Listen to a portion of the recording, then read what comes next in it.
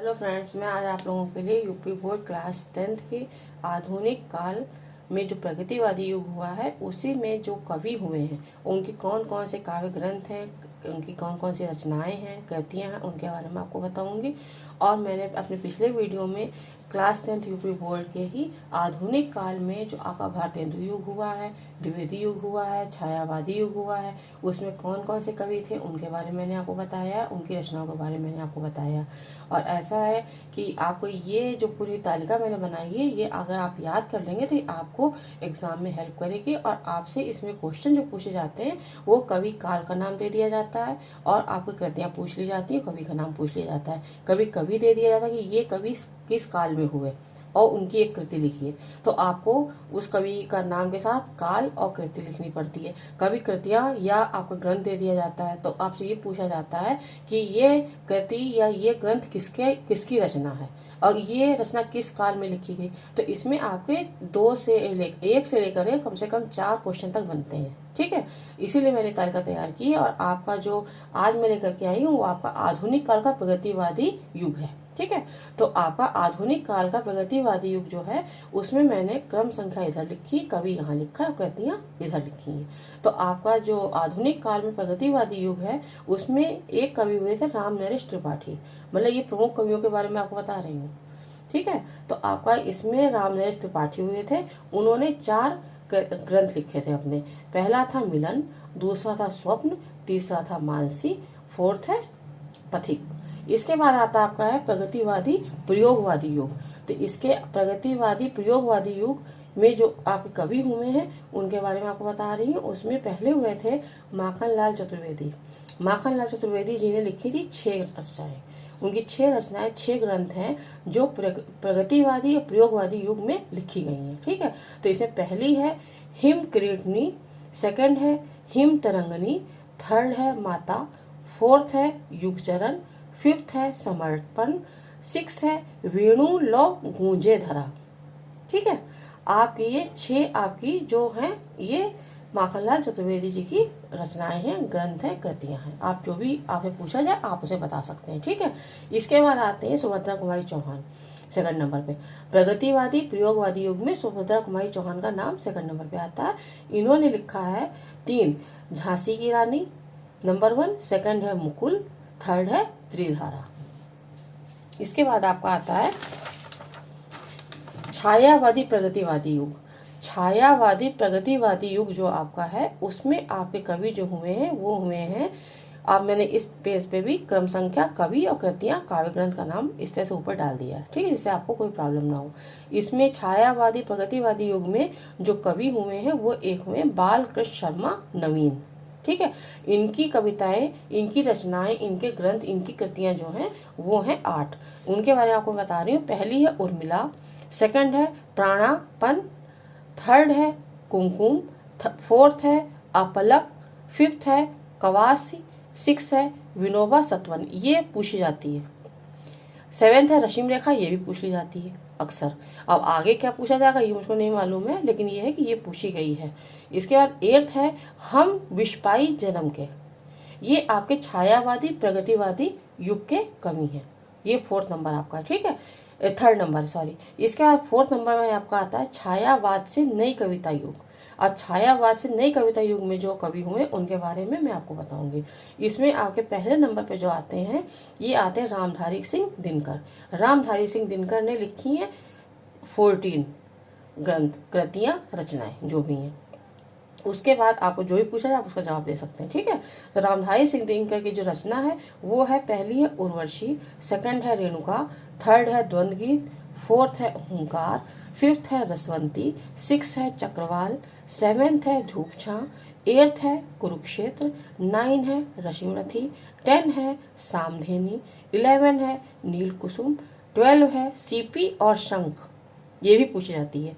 13 है परशुराम की प्रतीक्षा, 14 है हारे को हरि नाम। ये आपके रामधारी सिंह दिनकर की रचनाएं हैं। इनको ग्रंथ और कृतियां भी कहते हैं। ठीक है, इसके बाद आपका आता है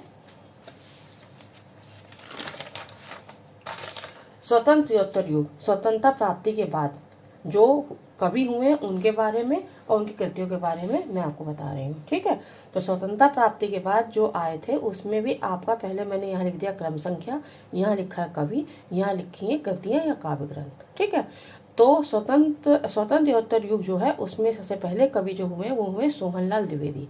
सोहनलाल द्विवेदी जी ने 11 आपके काव्य ग्रंथ लिखे हैं।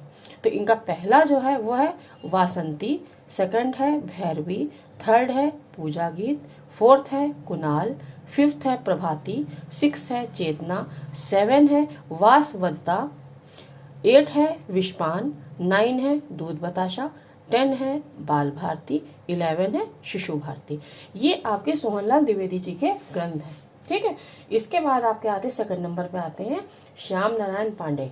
ये आपके स्वतंत्र युग के ही कवि हैं। ये आप अलग अलग मैंने नंबर भी डाल दिया और आपके अलग अलग हर चीज़ क्लियर करके बताइए। तो ऐसा कि आप इसको बहुत ध्यान से पढ़िएगा। इसको पढ़ेंगे तो आपके आगे 10th के अलावा आपको आगे भी काम के इतिहास कहीं बदलता नहीं है। इतिहास हमेशा इतिहास ही रहता है, तो ये आपके आगे भी काम आएंगे। ठीक है, इसके बाद सेकंड आता है श्याम नारायण पांडे। श्याम नारायण पांडे जी ने लिखी हैं 6 रचनाएं। उनकी पहली है हल्दी घाटी, सेकंड है जौहर, थर्ड है रिमझिम, फोर्थ है आंसू के कण, फिफ्थ है जय हनुमान, 6 है तुमुल। ये श्यामनारायण पांडे जी की रचनाएं हैं, ग्रंथ हैं और कृतियां। जो भी आप कहिए वो आपको पूछा जाए वो आप बता सकते हैं। थर्ड है हरिवंश राय बच्चन। हरिवंश राय बच्चन जी ने लिखी हैं 3 कृतियां। 3 कृतियां उनकी जो है वो है, पहली है मधुशाला, थर्ड है मधुबाला, पहली है मधुशाला, सेकंड है मधुबाला, थर्ड है निशा निमंत्रण और इन्होंने फोर्थ लिखी है, फोर्थ है मधुकलश। ये इनके काव्य ग्रंथ है। ठीक है, इसके बाद 4th नंबर पे आते हैं नागार्जुन। कवि जो हुए हैं 4th नंबर पे नागार्जुन हुए। नागार्जुन जी ने 3 लिखी हैं रचनाएं। उनकी पहली रचना जो है वो है प्यासी पथराई आंखें, सेकंड है सतरंगे पंखों वाली, थर्ड है भस्मांकुर। ये आपकी नागा अर्जुन जी की रचनाएं हैं। मैंने यहाँ पे आपके कवियों के आगे भी सीरियल नंबर डाल दिया है, उनकी रचनाओं के आगे भी मैंने सीरियल नंबर डाल दिया कि आपको बिल्कुल भी कंफ्यूजन ना हो। ठीक है, इसके बाद 5th जो आए हुए थे वो थे शिवमंगल सिंह सुमन। शिवमंगल सिंह सुमन का जो है उनकी एक ग्रंथ है वो है विंध्य हिमालय। ये शिवमंगल सिंह सुमन जी का है। तो यहाँ पे इसके नाम 6 नंबर पे आते हैं धर्मवीर भारती। धर्मवीर भारती के 2 हैं, पहला है खंडा लोहा, सेकंड है कनुप्रिया। ये भी अक्सर एग्जाम में पूछ लिया जाता है। ठीक है, तो आपको मैंने यहाँ पे आपके सीरियल नंबर से आपके सब कवियों के नाम लिख दिए हैं और यहाँ पे उनकी रचनाएं भी मैंने सीरियल नंबर से ही डाली, जिससे कि आपको किसी भी तरह कोई प्रॉब्लम ना हो। तो फ्रेंड्स, इसके आगे आपका आता है, ये भी स्वतंत्र युग के ही कवि हैं। ठीक है, ये 7 नंबर पे हैं आपके अज्ञे। अज्ञे जी ने 3 लिखे हैं काव्य ग्रंथ। पहला है हरी घास पर क्षण भर, सेकंड है सुनहरे शैवाल, थर्ड है आंगन के द्वार पार। ये भी पूछ लिया जाता है एग्जाम में। इसका 8 नंबर पे आते गजानन माधव। गजानन माधव का जो है उनका एक ही है, चांद का मुंह टेढ़ा है।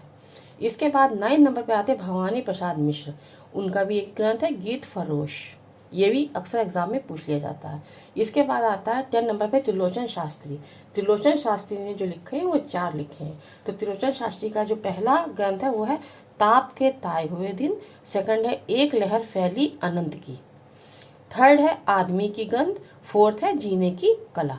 ठीक है, इसके बाद आते केदारनाथ सिंह। केदारनाथ सिंह जो 11 नंबर पे हैं, उन्होंने लिखी है 4 रचनाएं। मेरे 4 ग्रंथ उनके हैं। पहला है आकाल में सारस, सेकंड है उत्तर कबीर और अन्य कविताएं, थर्ड है बाग, फोर्थ है यहाँ से देखो। इसके बाद आते हैं 12 में अशोक वाजपेयी। अशोक वाजपेयी जी ने 4 ग्रंथ लिखे हैं। पहला है शहर अब भी संभावना है, शहर अब भी संभावना है, सेकंड है एक पतंग अनंत से, थर्ड है शेष और फोर्थ है सत सनाता। तो आपका फ्रेंड्स, इसमें मैंने आपके लिए पूरी तालिका बनाई है और ये तालिका आपके एग्जाम में हेल्प करेगी। और फ्रेंड्स, इस वीडियो में इतना ही। और जो भी मेरे चैनल पर नए हैं वो मेरे चैनल को सब्सक्राइब करिए और बेल आइकन दबाना ना भूलिए, जिससे कि आप तक मेरा नया वीडियो सबसे पहले पहुंचे। और फ्रेंड्स, मैं अपने नेक्स्ट वीडियो में हिंदी गद्य से संबंधित जीवनी लेकर के आऊँगी। और फ्रेंड्स, मेरे इस वीडियो को लाइक करिए, शेयर करिए। थैंक्स।